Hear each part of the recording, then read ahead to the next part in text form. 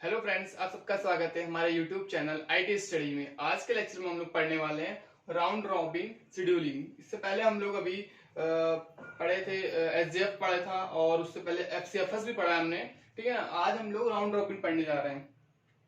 देखिए, जब हम लोगों ने एफसीएफएस पढ़ा था तो वहां पे जो क्राइटेरिया लग रहा था हम लोग का, ठीक है, वो क्या था, हमारा अराइवल टाइम था।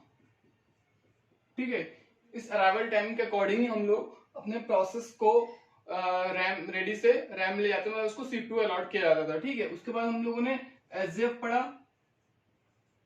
ठीक है। इसमें क्या देखा जा रहा था, इसमें हम लोग का बर्स्ट टाइम देखा जा रहा था कि जिसका बर्स्ट टाइम सबसे कम होगा, प्रायोरिटी हम लोग उसी को दे रहे थे। ठीक है। इसमें क्या है, जो राउंड रॉबिन होगा इसमें क्या चलेगा, ये हमारा जो होगा ये हमारा प्रिमिटिव होगा। प्रिमिटिव, ठीक है ना। ये प्रिमिटिव प्रोसेस होगा हमारा। मतलब कि एक बार इसमें क्या होगा कि इसमें हमारा टाइम स्लाइस चलेगा। टाइम स्लाइस का मतलब इसको हम लोग बोलते हैं टाइम क्वांटम। ठीक है ना। वो टाइम क्वांटम के अकॉर्डिंग हमारा जो सीपीयू होगा वो एक प्रोसेस के पास जाएगा, और जो क्वांटम होगा, जो टाइम क्वांटम मतलब जैसे मान लो 2 सेकंड का है या 5 सेकंड का जो भी है, ठीक है, तो उतनी देर तक वो सीपीयू उस प्रोसेस के पास रहेगा, उस प्रोसेस को एग्जीक्यूट करेगा, उसके बाद तुरंत स्विच करके और दूसरे प्रोसेस को मिल जाएगा सीपीयू हमारा। ठीक है ना। उसके बाद वो उतने टाइम तक, जितना टाइम क्वांटम रखा गया होगा उतने टाइम तक वो सीपीयू उस प्रोसेस के पास रहेगा, उसके बाद फिर स्विच कर जाएगा हमारा सीपीयू अदर प्रोसेस के पास। ठीक है। तो यहाँ पर क्या है, इससे पहले हम लोग जो एफसीएफएस पढ़े थे या एसजीएफ पढ़े थे तो वहां नॉन प्रिमिटिव पढ़े थे। तो उसमें क्या हो रहा था कि जब जितना भी उसका बस टाइम है प्रोसेस का, वो उतना पूरा कंप्लीट कर रहा था, उसके बाद ही वो नेक्स्ट प्रोसेस के पास स्विच कर रहा था हमारा सीपीयू। ठीक है।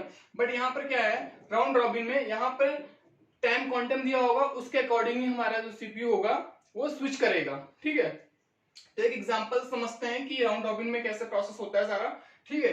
तो मान लीजिए हमको जो प्रोसेस मिला है P1 P2 P3, 4 प्रोसेस मिले हैं, इनका अराइवल टाइम दिया और उनका बस टाइम दिया है। ठीक। बाकी सारी चीजें जैसे पहले निकाल रहे थे वैसे हम लोग निकालेंगे। इसमें हम लोग को क्या है, प्रिमिटिव मिलेगा, नॉन प्रिमिटिव नहीं होगा हमेशा। ठीक है। कभी भी आपको राउंड रॉबिन हमारा नॉन प्रिमिटिव नहीं मिलेगा, हमेशा प्रिमिटिव ही मिलेगा। ठीक है। तो इसमें क्या, आपको टाइम, मान लीजिए आपको टाइम क्वांटम दिया हुआ है, मान लीजिए 2 सेकंड का आपको, ये हम एग्जांपल के तौर पर ले रहे हैं कि 2 सेकंड, इसको हम लोग दो कह सकते हैं कि दो या 2 टाइम यूनिट बोल सकते हैं, कुछ भी, मतलब एक यूनिट दी गई है कि 2 सेकंड 2 मिनट। ठीक है ना। उतनी देर के लिए हमारा सीपीयू होगा वो एग्जीक्यूट करेगा किसी भी एक प्रोसेस को, उसके बाद सीपीयू हमारा स्विच कर जाएगा। ठीक है। तो हमने लिखा है, मान लीजिए कि 2 सेकंड या 2 टाइम यूनिट हमारा सीपीयू किसी भी एक प्रोसेस के पास रहेगा। ठीक है। तो क्या है, अब इसमें क्या करेंगे, इसमें जब इसको हम लोग इसका जब गैंट चार्ट बनाएंगे तो उस गैंट चार्ट बनाने से पहले हम लोग क्या करेंगे, एक रेडी क्यू बना देंगे। ठीक है ना, ताकि हमें याद रहे। क्यों? क्योंकि भाई हमारा जो सीपीयू है 2-2 सेकंड तक ही रहेगा सबके पास। तो यहाँ पे इसका बस टाइम दिया हुआ है, मान लीजिए 2 से ज्यादा दिया है, तो क्या बार बार रिपीट होगा वो प्रोसेस। ठीक है ना। तो रिपीट होगा तो हमको याद नहीं कौन कितना प्रोसेस चला है, कितनी देर चला है, किस टाइम चला है। ठीक है ना। तो उसके लिए हम लोग क्या करेंगे, रेडी क्यू बना देंगे। ठीक है। तो एक पहले एक रेडी क्यू बनाते हैं।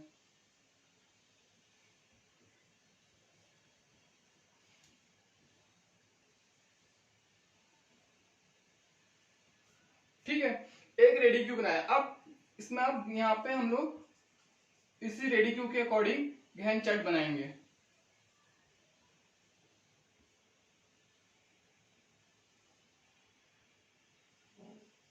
ठीक। अब देखिए, स्टार्ट जैसे हमने पहले बताया था, गहन चार्ट हमारा 0 से स्टार्ट होगा। 0 से स्टार्ट हुआ। अब सबसे पहले ये देखेंगे कि 0 पे हमारा कोई प्रोसेस क्या रेडी क्यू में आ चुका था। देखेंगे P1 हमारा जो अराइवल टाइम है उसका 0, तो मतलब हमारा P1 जो है वो हमारे रेडी क्यू में आ गया है। ठीक है। तो जब रेडी क्यू में P1 हमारा पहुंच चुका है, तो हमने जब गहन चार्ट बनाना शुरू किया तो 0 से लिया, तो उसका मतलब 0 पे सबसे पहला तो प्रोसेस हमारा रेडी क्यू में आ चुका, हमने इसको उठाया और यहाँ लाके अपने इस गैन चार्ट में यहाँ इसको सीपीयू प्लॉट कर दिया। ठीक है। तो हमने यहाँ शो कर दिया P1। अब देखिए, टाइम क्वांटम हमको इसको याद रखना है। टाइम क्वांटम हमारे पास 2 सेकंड है, मतलब कोई भी जो दो 2 टाइम यूनिट तक ही हमारा प्रोसेस किसी भी जो सीपीयू हमारा किसी भी प्रोसेस के पास रहेगा उतनी देर ही। ठीक है। तो इसका जो बस टाइम है वो है 3। ठीक है ना। 3 टाइम यूनिट इसका बस टाइम है। तो हमारे पास जो है, हमारा जो सीपीयू रहेगा वो सिर्फ 2 तक रहेगा, 2 सेकंड तक ही। तो क्या है, 0 से लेकर 2 तक हमारा P1 चलेगा, ठीक है। उसके बाद क्या हुआ, जब 2 तक चला, अब यहाँ कितना बचा 2, तो यहाँ से हमारा प्रोसेस 2 टाइम यूनिट तक चल चुका है, ठीक है।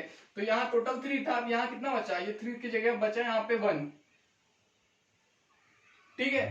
अब यहाँ पे देखिए रेडी क्यू में क्या है, इस 2 होने तक जब ये कंप्लीट हुआ सीपीयू हमारा 2 सेकंड तक चला, ठीक है ना, क्या उस टाइम पीरियड में कोई भी प्रोसेस हमारा रेडी क्यू में आया, पहले ये देखेंगे। 2 पे होने पर इसका 5 है, 3 है, 1 है, P4 जो है वो हमारा रेडी क्यू में आ गया, यहाँ की 1 हुआ होगा, ठीक है।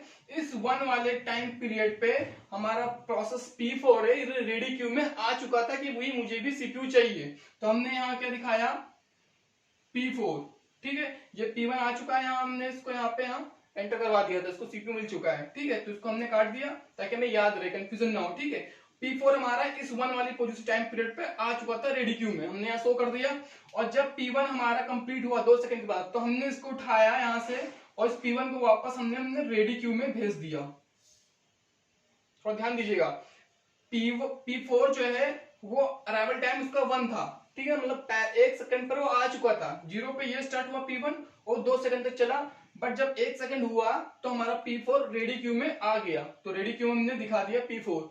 जब P1 हमारा 2 सेकंड चला, उसके बाद क्या है, हम भाई जो भी सीपीयू क्या कर रहा है, हर बार स्विच कर रहा है, ठीक है, हर 2-2 सेकंड पर स्विच करेगा उस प्रोसेस को, अगला प्रोसेस पकड़ेगा, ठीक है। तो जब अगला प्रोसेस पकड़ेगा तो उस प्रोसेस को जो करंट पे उसने एग्जीक्यूट किया उसको उठा के वापस रेडी क्यू में भेज देगा, तो P1 उठा के हमने रेडी क्यू में भेज दिया। ये याद रखिएगा, ये कंप्लीट होगा उससे पहले जो हम लोग देखेंगे कि पहले कोई आया तो नहीं है रेडी क्यू में, उस टाइम पीरियड में जब वो एग्जीक्यूट कर रहा था हमारा प्रोसेस, ठीक है। उस टाइम पीरियड में अगर कोई प्रोसेस आया तो पहले रेडी क्यू में हो जाएगा, उसके बाद जब अगर कोई नहीं आया तब फिर हमारा जो हमने एग्जीक्यूट किया वो जाएगा, ठीक है ना, ये आगे पीछे ना हो, ठीक।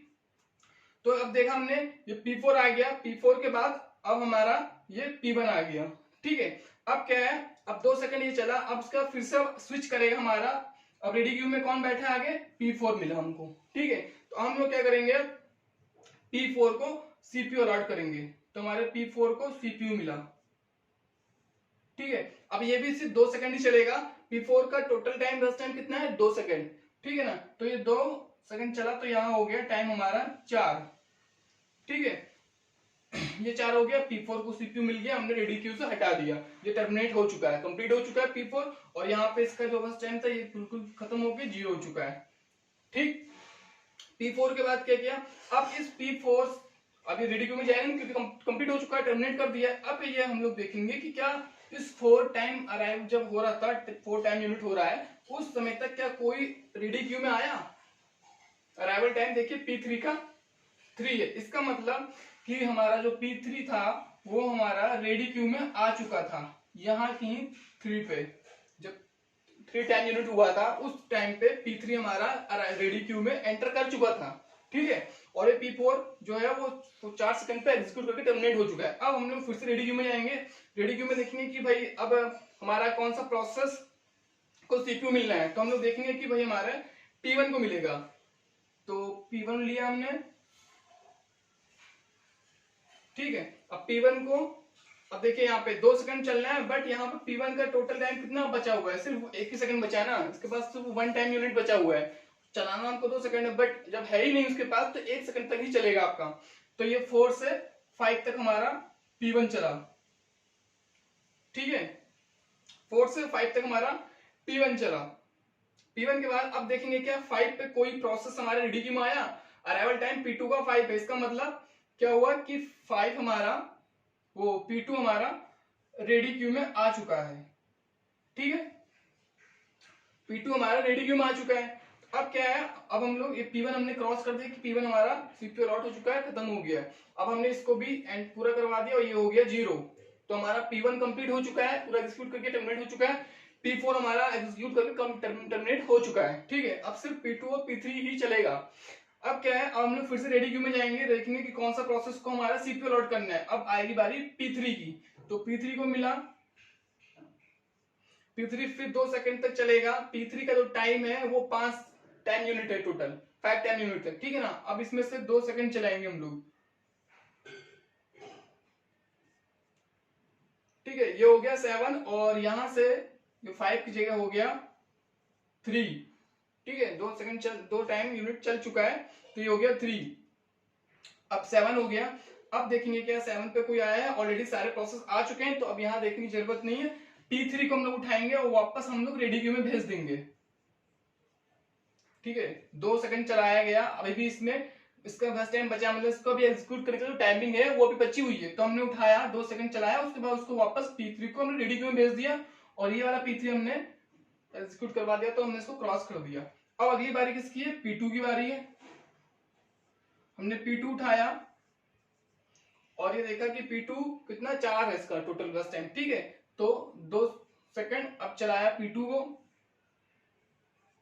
P2 2 सेकंड चला हमारा। ठीक है, उसके बाद फिर से हमने क्या किया, P2 को रेडी क्यू में डाल दिया।